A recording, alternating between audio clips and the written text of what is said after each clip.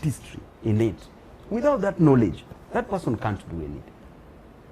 Okay? Which means that person has knowledge about what they are doing, has the talent and the knowledge about what they are doing. I'm not restricting education to purely just opening books and books. Education come in different forms. So what do you think about our education minister now?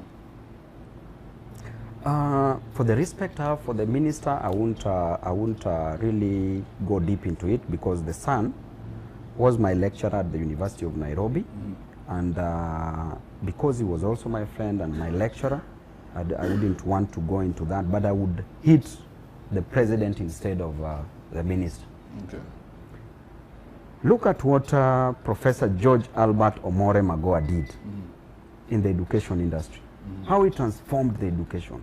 Do you want to tell me, Kibe, that hard work that Magoha toiled and moiled for, and transforming the industry, the education industry, that hard work that Kibaki did in ensuring that at least there's an institution of higher learning in every county or region, that hard work that Uhuru put in Magoha, you want to tell me that hard work, Ruto multiplied that hard work by 0? Even marking KCPE, Kibe, we can't mark KCPE, honestly speaking, as a nation. We are producing errors. Instead of putting science subject or Kiswahili subject, you put sign language, where that school is not doing that sign language. You put mathematics or science, everybody has scored 75%. Honestly speaking, we can't mark simple paper. Then we go to KCSE, Kibe. We go to KCSE. We take so much time saying that we were preparing to release the best results. Then when you release the results, last year alone, we admitted 565,000 students in various universities. This year, we are admitting 201,000 students. What does this tell you? Only 22% of the students who sat for exams, over 864,000 students who sat for exams, only 200,000 are going to be admitted to pursue education in institutions of higher learning. What about the 78%? Where are we taking them? Why are we destroying them? Just because the government wanted to save capitation of 67 billion Kenya shillings. Therefore, they regulate the results. If you get a C+, they return you to a C or a C minus so that you don't join. This was the most unfair thing we are doing to our children, because Kibe, in the institution of economics. Is this intentional, or is just... This is intentional, because the government wanted to control. You can't tell me that if in the previous 4 years, we've been admitting over 500,000 to universities, and now all of a sudden, in 2023, we are going to admit, in 2024, we are going to admit only 201,000 students. What does this tell you? The role of education in economics. The role of education in economics is the central key factor to be considered, because we know the role of education in health, the role of health in our economy. Okay? Education provides skills into the economy. For you to do agriculture in the village, you need education. You need to know in what ratio are you going to put the fertilizer. You need to know what type of irrigation you are going to do.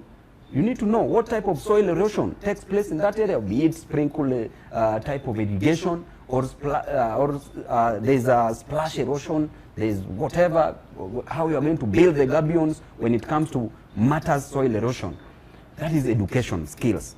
When it comes to health, if you go to the hospital, utapewa Panadol ngapi na Piriton ngapi, ama tumbo ikiuma, utapewa Flagyl ngapi.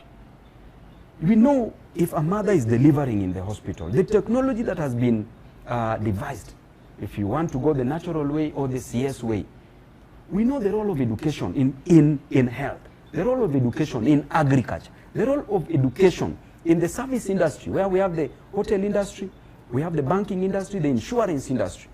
We know the role of education is everything in the economy of a nation. Then you intentionally look at the role of education in the art industry. Look at these other jobs like carpentry. the skills, matter skills, electricians, plumbers, carpenters. Without them, we can't live. Look at the affordable housing that Ruto is talking about. He's thinking that everybody can go and carry the stones to build a house.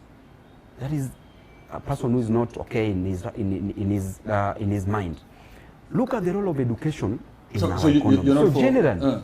So generally, my brother, I'm a sad person because this government. But you're connecting too many things to at the same time. You see, I'm trying to tell you that this education is applied everywhere, in everything. So are we failing with our education now? We are failing. Big time we are failing. Why? So our education is not up to par, or aren't we giving enough people the opportunity to get educated? Kibe, the president came up with an opportunity that only 45,000 students will be given help. Those who are supposed to go to the university now are 200,000. Out of that, 864,000 did their exams and are supposed to be admitted. There should be that 100% transition from secondary to universities or colleges, because those who did not qualify to go to universities should do other things. They should do diploma courses, certificate diplomas. They can do matter skills, okay? Carpenters, carpentry, plumbing, electricians. Let me tell you one thing, Kibi. The president said that there will be no HELB. HELB has been of benefit. If you look at these slums, go back to the village. Right now, he's saying that in the cheapest degree course, a parent will have to part with 300,000 Kenya shillings for you to do an arts course. For medical course, you will have to do 600,000 Kenya shillings. Now, let's take Mama Mboga Kibe, who's selling mboga, okay? Or a person who's going from Jengo on a daily basis and earns 600 shillings per day. 600 shillings per day for you to do Jengo in a month is 600 times 30 days. That is 180. That is 18,000 Kenya shillings in a month. That is if you go even on Sunday. Now you are working Monday to Sunday, Monday to Sunday for 30 days without relaxing. Is 18,000 Kenya shillings. In a year is 18,000 times 12, which is 216,000 Kenya shillings. So in 1 year, you have 216,000, you are not resting. You want to buy food, you want to pay rent, then you want to pay school fees. Then you have more than 2 kids. First of all, 1 kid is not sufficient to take to the university. Why? Because 216 is not yet enough, because you need at least 300,000 Kenya shillings.